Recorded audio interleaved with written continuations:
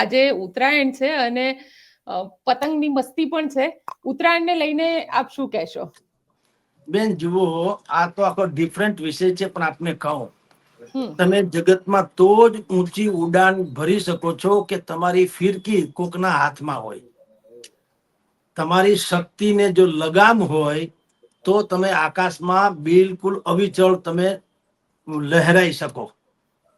આ પતંગ જે છે એ છે. પતંગમાં હમ બીજું કશું જ નથી. તમે જેટલા, અને તમારે જો બહુ ઊંચું જવું હોય તો તમારે ક્યારેક ક્યારેક ઢીલ મૂકવી પડે. એમને ઊંચું નથી જવાતું, નહીં તો દોરી કો કાપી નાખે. તમે જો બહુ માથાકૂટ કરો અને તમે અકડું રહ્યો તો તમે ક્યારેક કપાઈ જાઓ.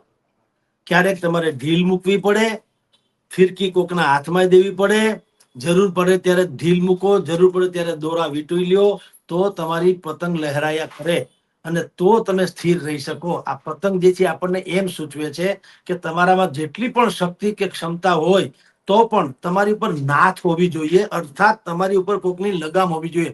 બેફામ હમ શક્તિનો કોઈ અર્થ નથી. રાક્ષસો પાસે શક્તિ હતી પણ બેફામ હતી, ને એટલી શક્તિ દૈવી લોકો પાસે હતી પણ એની ઉપર લગામ હતી.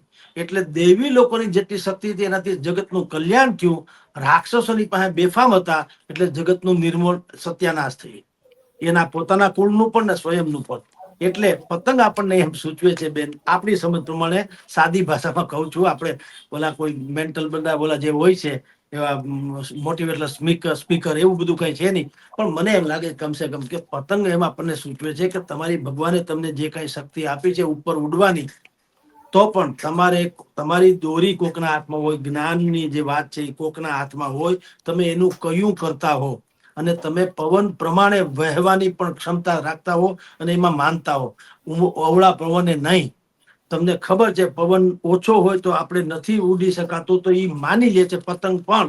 એ એવો આગ્રહ ન રાખે કે હું પતંગ છું, મારે ઉડવું જ જોઈએ, હું ફલાણી હમ જ્ઞાતિનો છું એટલે મારે કેબિનેટ મિનિસ્ટર હોવું જ જોઈએ, એવું ના હોય. પવન ન હોય તો ન પણ હોય, સાહેબ, સમજી લો.